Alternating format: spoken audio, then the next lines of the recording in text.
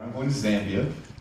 I'm going there to work with street children. When I refer to a street child or a street youth, it's someone who is young. A lot of the people helped my chisomo, where I'm going. I'll explain the chisomo.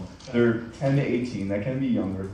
So it's a young person who's been forced to live on the streets. They don't have a home. Many of them have families, but they can't live with their family. You could go to Baltimore, or you could go to New York or Miami or Atlanta, any city and you'll find street youth like this in the U.S. So why go all the way to Zambia? Why go through all the work to, I'm sure there's shots and all kinds of stuff that you got to do and pay all the money to go down there. Why Zambia for you? I felt very clearly that God was saying to me, yeah, you need to go to Zambia. I wasn't sure why. But what I find with God, actually I want to explain with this story. I don't need the Bible just yet.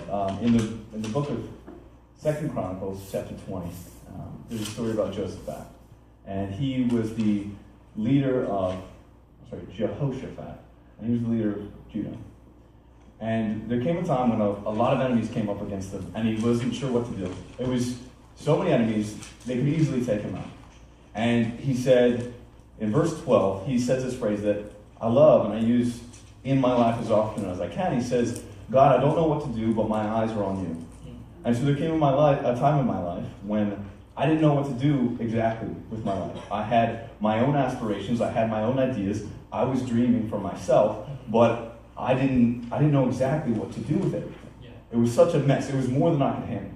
And so, like Jehoshaphat did in 2 Chronicles chapter 20, I looked to God and I said, I don't know what to do, so my eyes are on you. And he pointed my eyes to Zambia. He introduced me to Melissa, to CoLaborers. And so I did an internship and I got to go over there.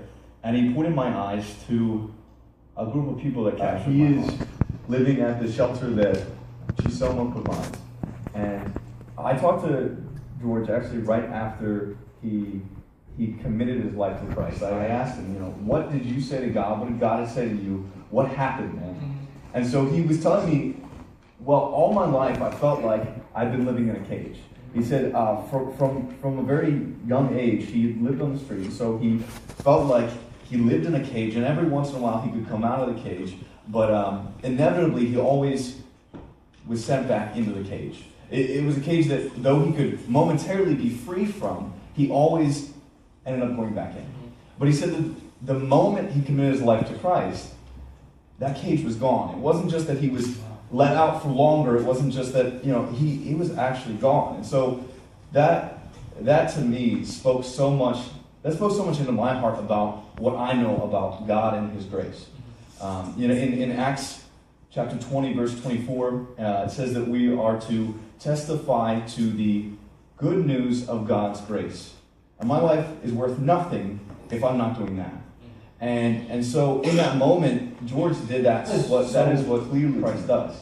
Is he takes the cage of sin, of street life, or whatever it may be, and breaks it and takes it away, and we no longer live in that bondage. And the reason that you saw the smile on my face in that picture, and just how that was real joy. I cannot tell you how great that felt. That was my face the whole time I was there. And the reason it was because in that place, that is where I felt God most fully testifying through me about the grace that He offers. I felt so clearly like the light of the world when I was in Zambia. And so I couldn't tell you, I couldn't have told you before I went why Zambia, why was that the place. Except for, that's where God's sending me. That's where God is calling me. All I know is that I'm following as long as God is leading. And He led me. When I looked into me, I looked at my skills, my passions, my ambitions, my talents. I realized that all of those would be best used for finding people that are alive and helping them to not just live, but thrive. My mission that I know God has told me very clearly is to foster life in people. And so that's why I studied youth ministry in college. I felt very called to youth because young people have a lot of life in them. Zambia is a place where, unfortunately, a lot of young people aren't able, and even older people too, but especially young people, aren't able to live freely. They live in a cage, and they aren't able to fully live out their lives. And so it's a place where life really does need to be fostered. Jesus came to Peter and to Andrew, and he said, "Follow me." And even though they didn't know where they were going to go, where that was going to take them, they said, "Yes, we will." God came to John and James and all the rest of the disciples, and he said, "Follow me." And even though they didn't know exactly where that would take them, they said, "Yes, we will." God comes to every single one of us and says, "Follow me." When he comes to you and says, "Follow me," how will you respond?